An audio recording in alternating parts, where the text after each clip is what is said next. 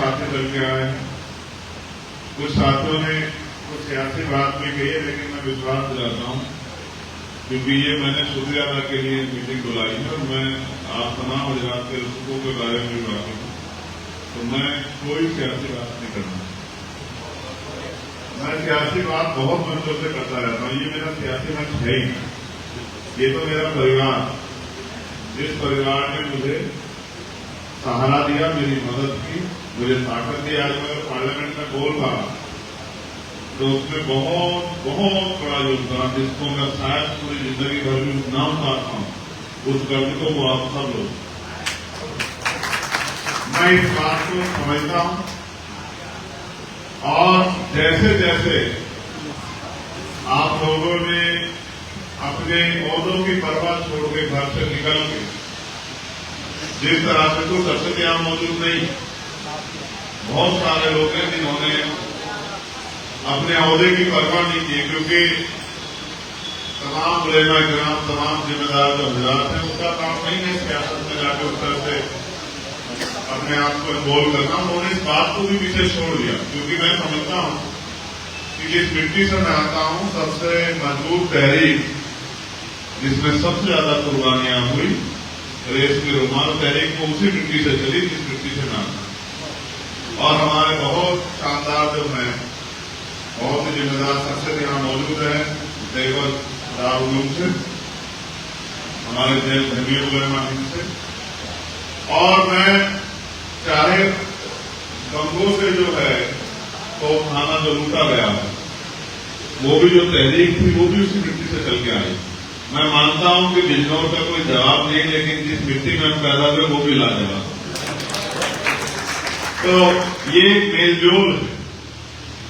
जिन लोगों ने मुझे पार्लियामेंट में सुना होगा वो इस बात को जानते होंगे, उनमें से एक बैठा यहां शख्स नहीं कह सकता कि मैंने जब भी बात आती हुई कभी नगीना को पीछे छोड़ा। बताओ, जितने लोग बैठे उन्होंने मुझे पार्लियामेंट में अगर सुना है, क्या मैंने कभी भी नगीना को पीछे छोड़ा?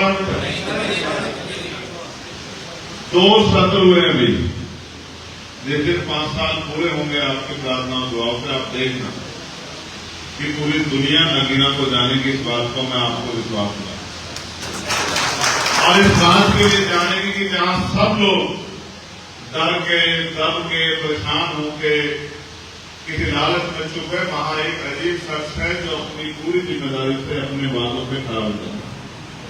तो इसलिए मैं फिर से पुनः आपका शुक्रिया अदा करता हूं और मैं आपको विश्वास दिलाता हूं कि जिस उम्मीदों के साथ मुल्क की रखवाली के लिए, कमजोरों की रखवाली के लिए, कमजोरों की आवाज बनने के लिए, उनके हक हकूक की आवाज उठाने के लिए, क्षेत्र की लड़ाई लड़ने के लिए, गरीब आवाम पे जो जुल्म हो रहा है जुल्म को रोकने के लिए जो ताकत आपने मुझे दी है, मैं विश्वास दिलाता हूं कि हमारे बहुत ही बेहतरीन शख्सियत यहां से कह रहे थे, मैं अगर उनको देख पा रहा हूं, वो यहां है,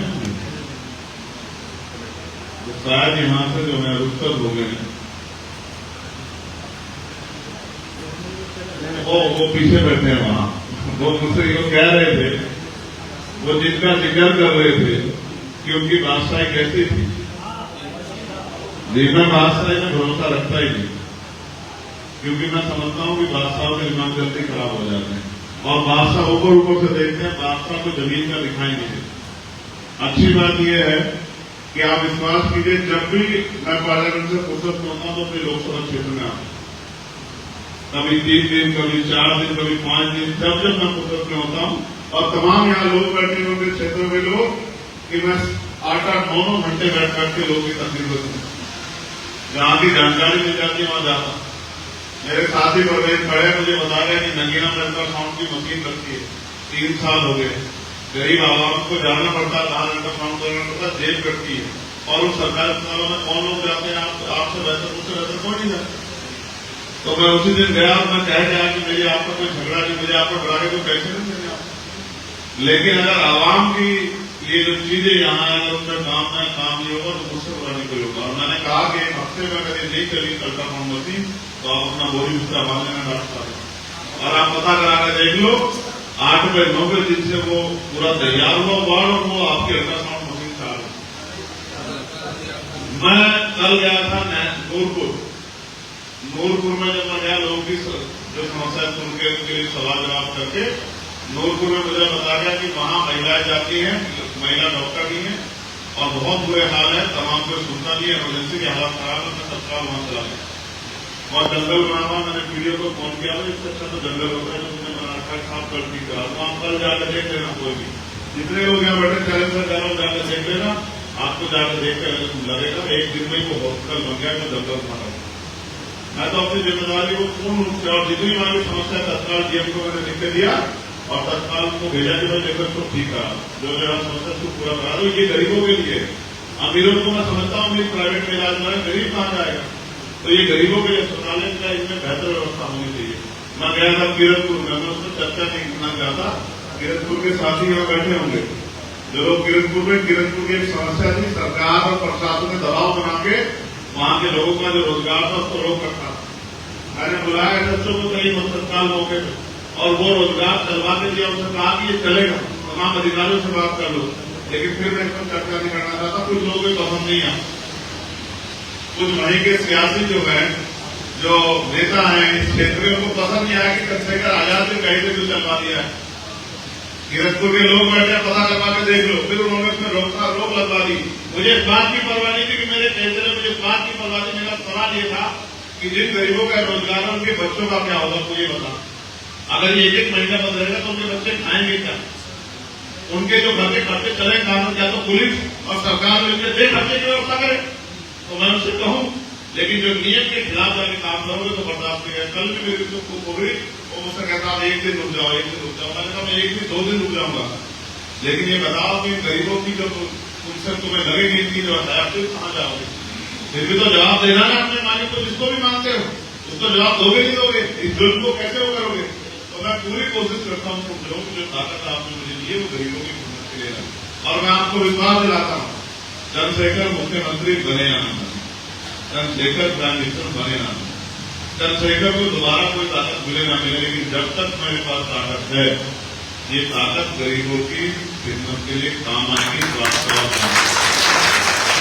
और मैं इस बात की भी गारंटी देता हूँ कि ऐसा कोई नोट भी नहीं बना जो आपके चंद्रशेखर आजाद को खरीद ले, तो आपको आप याद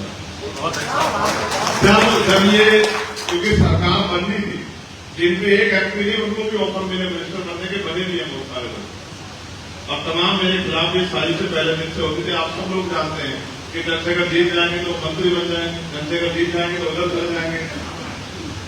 मैं 2 दिन से 3 दिन तक सुनता रहा। जो लोग मेरे किरदार को जानते हैं वो जानते हैं कि क्या उसका कुछ भी रख दो वो मिलेगा नहीं अपनी जगह से। फिर एक दिन मुझसे पत्रकार ने कहा साहब आप घर जाओगे, तो मैंने कहा नहीं, भाजपा के लोग प्राइम मिनिस्टर बनाए तो भी इसके साथ ले जाऊंगा, बाकी विपक्ष को बैठूंगा, इससे कोई फर्क नहीं पड़ता।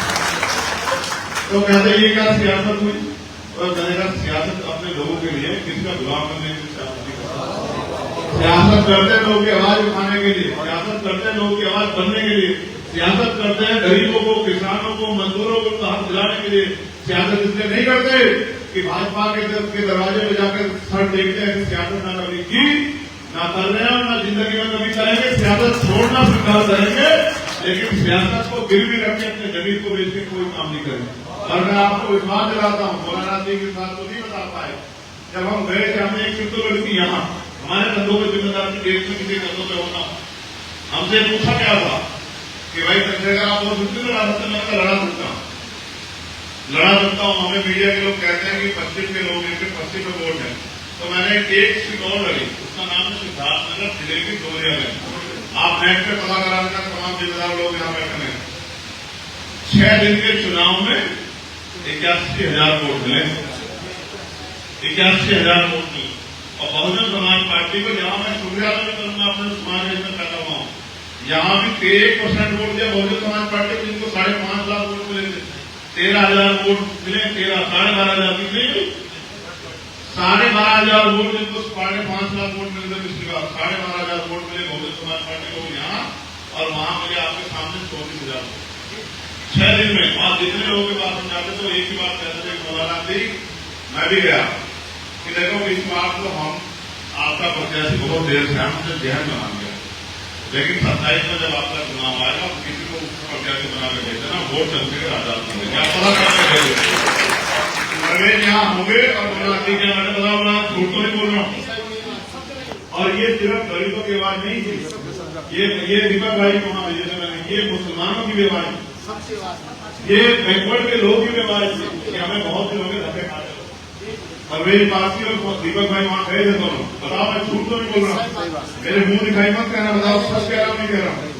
उन्होंने कहा इस बार तो भाई ने देर कर दी आने में, हमने मन बना लिया, जहन बना लिया भाजपा को बनाने का, लेकिन जब 27 का चुनाव आएगा जिसको भाई कह देंगे उसके साथ खड़े, क्योंकि भाई से प्यार करते हैं उनकी बात के साथ। इसलिए मैं आपको भरोसा दिलाता हूँ कि ताकत तो आपकी बढ़ेगी। अब इनके पास एक रास्ता है, क्या तो ये वो कहते हैं क्या तो ये, अगर मैं जिंदा रहा तो इससे रुक नहीं, अगर मैं जिंदा रहा तो आपकी ताकत बनाने से इनमें से किसी की हिम्मत नहीं मुझे रोक। इतनी दुआएं प्रार्थना, आपका प्यार बड़े मेरे प्रधान के बैठे तमाम लोगों का आशीर्वाद मेरे साथ है, और इतने नौजवान मेरे साथ मेहनत करते हैं मेरे भाई। अगर मुझे कुछ हो गया फिर मैं नहीं, लेकिन मैं इस बात को जानता हूँ मुझसे जिंदगी में दुनिया का एक अटल सत्य है कि जिसको जो पैदा हुआ उसको जाना। जब तक मेरे अंदर जीवन है मैं अपने जमीन की रक्षा पहले करूंगा, क्योंकि जमीन है तो इंसान का किरदार, आप दिन को जाने के बाद याद रखते हैं कि इंसान का है। तो मैं आपको बहुत भरोसे के साथ कह रहा हूँ, आपकी कोई भी समस्या हो, मैंने यहाँ बहुत बड़ी संख्या में अपने लोगों को जोड़ा, उनको आपके बीच में छोड़ कर रखा। तमाम लोग जानते हैं, भाई बैठे हैं यहाँ, बताओ विवेक साहब को लेके हमारे जिलाध्यक्ष से लेकर तमाम विधानसभा सब लोग हमारे भाई बैठे, अक्षर साहब, विजय मौजन साहब बैठे, तमाम जितने अफसर भाई बैठे, तमाम हमारे जो जिम्मेदार लोग हैं दिन रात लोगों की खिदमत से पहले। और फिर जो उम्मीद मुझसे की जाती है, क्योंकि मेरे कंधों पर काम जाता। अब हरियाणा में चुनाव में आया था, इसलिए मैंने इससे कहा नहीं बात की करेंगे, जबकि वो करते तो मगर आपकी जो मसूलियत है कि आप लोग बिजी रहते हैं, तो उसका हम लोग ध्यान रखते थे कि भाई उसमें जो है और परेशानी ना हो जाए। लेकिन अब हुआ क्या कि परसों चुनाव अनाउंस हो गया, इलेक्शन कमीशन ने पीछे कर दी, तो फिर ये हमारे पास मजबूरी हो गई। मैंने कहा कि अब तो करना ही पड़ेगा, उससे रास्ता नहीं हो जा रहा। आपको विश्वास दिलाता हूँ, काम इतना है कि मैं कल ही हरियाणा चलाऊंगा, निकल गया। और वे मुझे जैसे निकल रहा तो याद दिलाया कि आपने अपना मुझे दे दिया कार्यक्रम, आपको तो कल बड़ा प्रोग्राम है आप लोग जिसकी आपने होती है, तो मैंने कोई बात नहीं करा नहीं, काम तो करना चाहिए। हरियाणा के प्रभारी को सुबह मैंने बुलाया, वहाँ उनका 2.5 घंटे चर्चा की किधर चला, और यहाँ से सीधे फिर वहीं के लिए करूँ, क्योंकि वहाँ के लोगों ने 5 साल बहुत मेहनत की है और 1 महीने के चुनाव में भी मिल रहे हैं। और मैं आपको विश्वास दिलाता कि वहाँ भी बहुत मेहनत करके आपकी ताकत बनाने काम करें, अपने ऐसे नुमाइंदे विधानसभा में भेजने काम करेंगे जो गरीबों कमजोरों की आवाज उठाने में कोई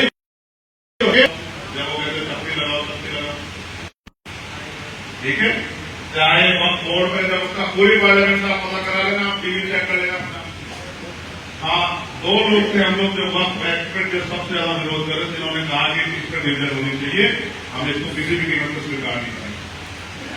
2 लोग थे जिन्होंने पूरा एडिशोटी का जोर लगाया, मैं मेरे भाई साथी हमने पूरा जोर लगाया कि डिवीजन होना चाहिए। ये जो कानून आप लेके आ रहे हैं, ये बिल आप लेके आ रहे हैं, कानून जब वक्त के आधार पर आप मुसलमानों की जमीनों को छीन के और अपने संघ के लोग अपने कब्जे में लेना चाहते हैं, हम इसको स्वीकार नहीं करें। हम अपनी पूरी जिम्मेदारी की ताकत हमको निभा रहे हैं, लेकिन जो इतने लोग यहाँ पे आपकी ताकत देख रहे हैं, वो लोग वो अपनी जिम्मेदारी को नहीं निभा, मुझे खड़े करते सब लोगों को कहना पड़ रहा है। अगर 10 लोग हमारे जैसे वहां खड़े हो जाना हमारे साथ, मैं आपको विश्वास कहता हूँ कोई कानून गरीबों के खिलाफ नहीं बन सकता, हमारे बात। लेकिन समस्या यह है कि हम गिने चुने लोग हैं और बाकी लोगों में माहौल है कि वो उसके खिलाफ नहीं जा सकते, अपनी पार्टी के खिलाफ, चाहे उनके लोग भी कतल हो जाए, चाहे उनके लोग जमीदज हो जाए, चाहे उनके लोग जो है बेघर हो जाए। और उनकी सरकारें कैसी हैं, इसका उदाहरण है, देखो लखनऊ में तोड़ दिया, अकबरनगर पूरा तोड़ दिया और हैदर कैनाल को तोड़ने का प्रयास कर रहे। जब मैं मुझे पता लगा तो मैं लखनऊ, लेकिन मैं फिर कह रहा हूँ धीरे धीरे आपका ये पेड़ आम के पेड़ जैसा है, अभी धीरे धीरे बड़ा होगा, कुछ फल देने लगेगा। आप देखना 5-7 साल में इतना बड़ा हो जाएगा कि छांव भी देगा, फल भी देगा, फूल भी देगा और लकड़ी भी देगा, और जाते जाते इसकी स्मृति भी लग जाएगी, आपके काम आएगी। मेरी बात काम आपने मुझे आप यहाँ आपने दावत पे आप लोग आए, आपने मेरे अपमान रखा, आपने मुझे बहुत प्यारा आशीर्वाद दिया। मैं आपको विश्वास दिलाता हूँ ये प्यार जो यहाँ से बनाने नगीना से ये जाएगा कहाँ तक, ये तो कल का क्या है ये मुझे नहीं पता, लेकिन आप विश्वास कीजिए पूरे मुल्क में अगर कहीं किसी कमजोर के साथ जुल्म होगा तो चर्चे का हालात घर में प्रतिनिधित्व होगा, इस बात का मैं आपको विश्वास है। और नगीना मेरा घर है, नगीना के लिए मैं 24 घंटे साथ में तैयार, मगर नगीना मेरे पास सिपाही हो,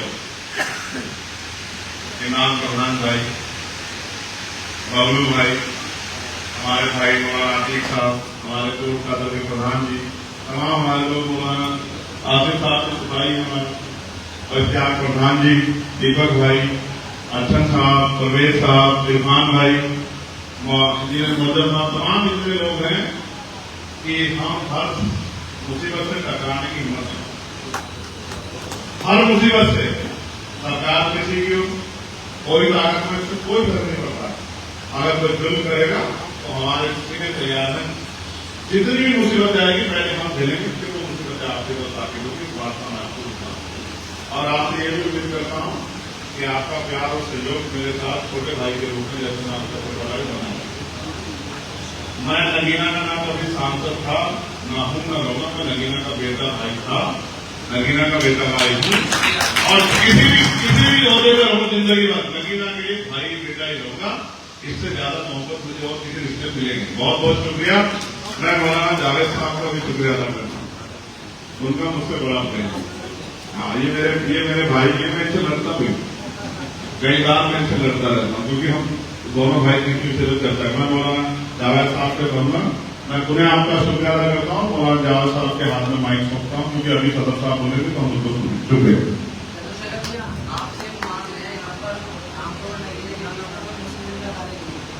इंटर कॉलेज नहीं है, डिग्री कॉलेज बनवा देंगे, चिंता मत करो, समय आ जाने दो। ये देखिए ये